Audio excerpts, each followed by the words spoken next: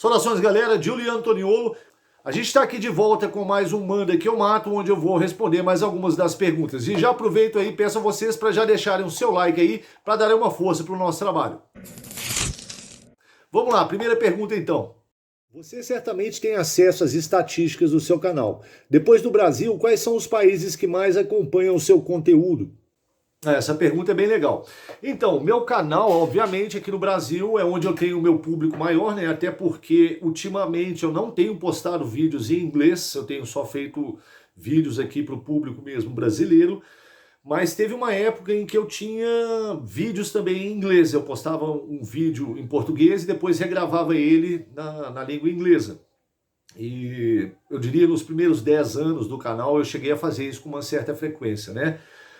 Então eu tinha um público de língua estrangeira, de língua inglesa muito grande. Eu tinha o pessoal dos Estados Unidos, o pessoal do Canadá, eram países que sempre tinham uma estatística ali interessante de visualização aqui no meu canal. Hoje em dia, os principais países que consomem o meu conteúdo são, primeiramente, obviamente fora, depois do Brasil, né? Eu tô falando. Então seria primeiramente Portugal, aliás, já mando um abraço aí para os meus amigos e os irmãos portugueses aí, tem muita gente que eu gosto lá em Portugal, tenho bons amigos, o Paulo, tem o João Carmo, enfim, tem uma galera que eu gosto muito aí de Portugal. E depois ainda continuo os Estados Unidos, eu ainda tenho uma base de fã interessante assim lá nos Estados Unidos. Hoje em dia o YouTube coloca legenda e dubla, né? Enfim, tem vários recursos aí para pessoas de língua estrangeira entenderem o que você está falando quando você posta o conteúdo na sua própria língua natal. Então isso acaba abrindo o leque um pouquinho também. Então eu continuo tendo visualizações e acesso dos Estados Unidos também e depois do Canadá. Eu diria que esses 3 países aí, depois do Brasil, são os países que mais consomem o meu conteúdo. Portugal, Estados Unidos e Canadá. Aliás, um grande abraço aí para todos os meus amigos desses países aí. Qual a importância do condicionamento físico para a sobrevivência? Há algum exercício físico que seria essencial treinar? Essa pergunta também é massa. Qual que é a importância do condicionamento físico para a sobrevivência? Olha, eu não vou mentir para vocês não, é importante. Situações de sobrevivência, em geral, são situações que vão demandar muito esforço físico para você dar conta de tudo aquilo que está envolvido ali. Seja um deslocamento até uma área de possível resgate, seja atravessando obstáculos aí, né? Rios, riachos, sobe e desce de morro, montanha, esse tipo de coisa. Construção também de abrigos, por exemplo, demanda muito tempo, muita energia, pegar lenha, fazer e tratar água, tudo isso consome tempo e energia principalmente. Então, obviamente, se a pessoa tem um bom condicionamento físico, já é algo a menos que ela tem que se preocupar com isso. Eu digo para vocês por mim mesmo. Eu sempre fui, na maior parte do tempo da minha vida, um cara mais magro. Dos tempos para cá, eu não sei se vocês perceberam, eu andei ganhando uns tocinhos aqui em volta da pança. E eu noto que isso aí, por exemplo, já me deixa um pouco mais cansado, é um pouco mais chato para poder fazer longas caminhadas, apesar de que eu ainda tenho um bom condicionamento físico. Eu ando bastante, eu faço caminhadas, mas realmente eu ganhei um pouco mais de peso. Aliás, eu estou até já desejando aí voltar a fazer uma dieta aí, ver se eu perco pelo menos aí, eu quero ver uns 7 a 10 quilos para ficar no shape ali novamente. Então eu considero que sim, o condicionamento físico é importante. Quais exercícios que são ideais? Cara, aí eu aconselharia você a trabalhar a sua musculatura de uma forma completa, né? Não só partes, não só grupos musculares, mas trabalha tudo. Trabalha costa, peito, braço, perna também. A galera às vezes esquece muito de trabalhar perna, né?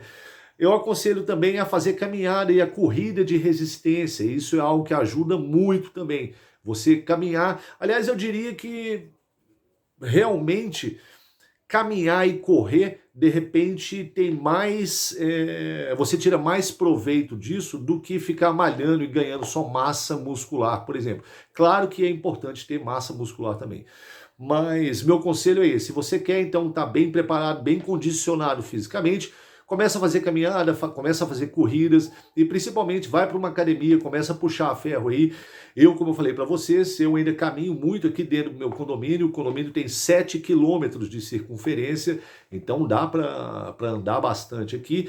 A minha área de treinamento da Escola Mestre do Mato, e mesmo a área onde eu vou, que é a mesma área onde eu vou fazer os meus acampamentos, a maioria das vezes, fica 4 km aqui da minha casa. Então, toda vez que eu vou para lá, eu vou a pé. Então, e é uma descidona para ir, depois uma subidona, obviamente, né, para poder voltar. Então, é importante você estar bem condicionado, sim, para poder encarar esses deslocamentos todos aí.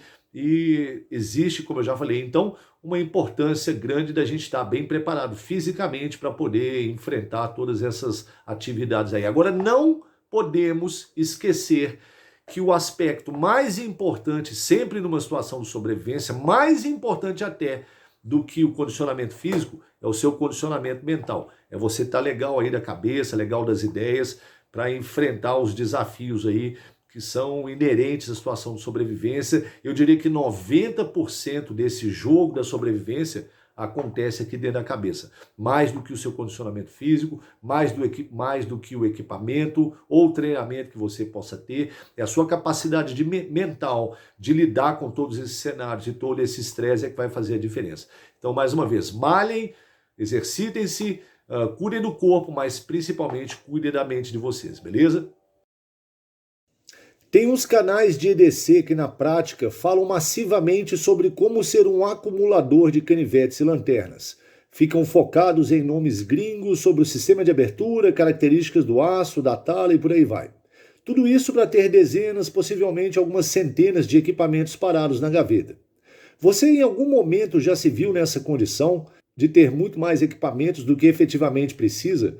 Como programar a mente para focar no que é preciso e não virar um emocionado? Sim, eu vejo que existem bastante canais aqui no YouTube focados em review de equipamento, né? Igual eu havia falado no último Manda Que Eu Mato sobre um pouquinho mais desse assunto.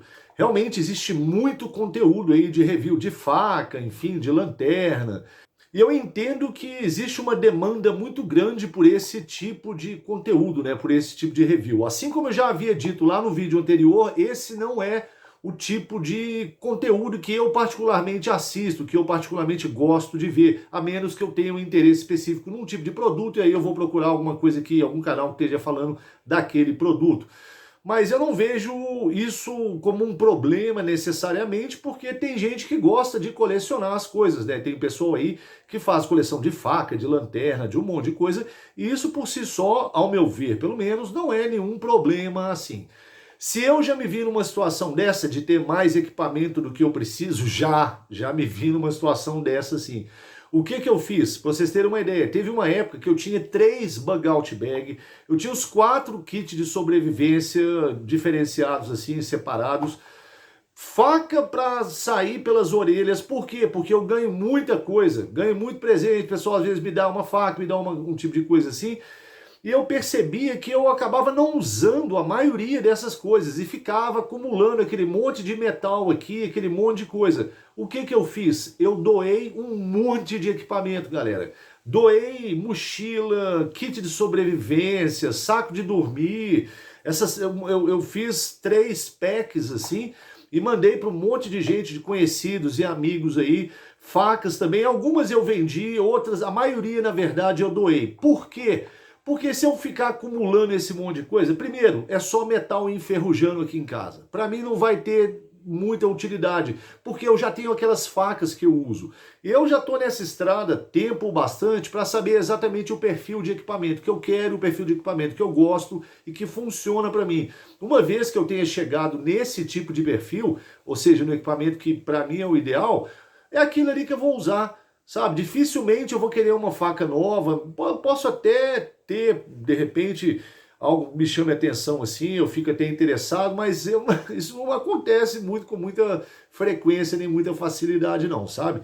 Então o que eu fiz foi isso, eu doei um monte de faca, doei um monte de mochila, um monte de kit de sobrevivência, e eu acho isso legal porque para essas pessoas isso vai ter muito valor, isso vai ter utilidade, as pessoas vão utilizar esses equipamentos todos no mato, né? Isso aí é o que conta, equipamento foi feito para usar.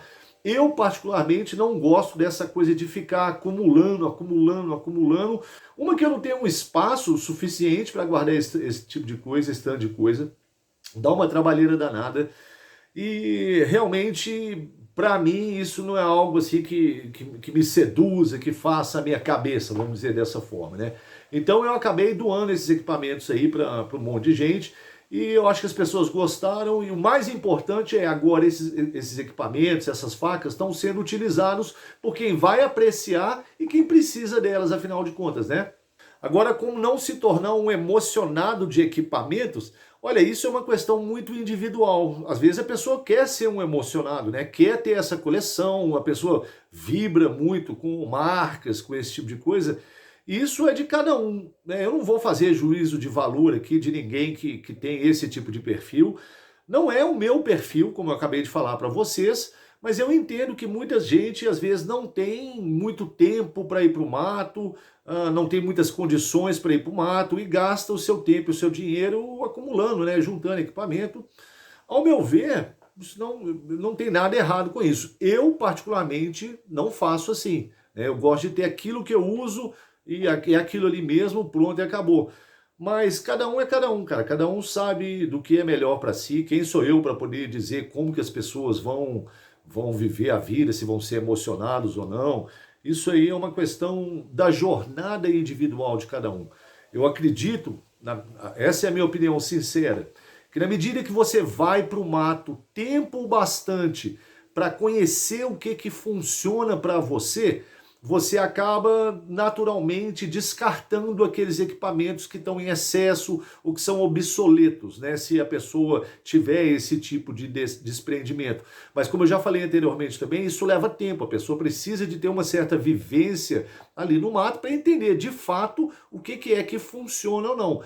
Agora, se a pessoa vai querer continuar acumulando o equipamento, mesmo sabendo que aquilo ali às vezes vai se tornar obsoleto, isso aí no meu modo de ver a coisa, tem a ver com a liberdade de cada um, né? Desde que você tenha dinheiro para poder comprar, e, enfim, adquirir essas coisas, e seja o seu desejo fazer isso, por mim tá de boa. O meu conselho sempre é o seguinte: na medida do possível, vai para o mato, leve esses equipamentos, testa, sabe, usa mais de uma vez, até você adquirir uma certa familiaridade com aquilo ali, e aí naturalmente você vai ver, como eu já falei, o que funciona e o que não funciona, e nesse caso há uma boa possibilidade de que aquilo que a pessoa acaba percebendo que se tornou obsoleto, ela venha ou abandonar ou se desfazer dele de uma forma ou de outra, e é mais ou menos assim que eu vejo essa questão.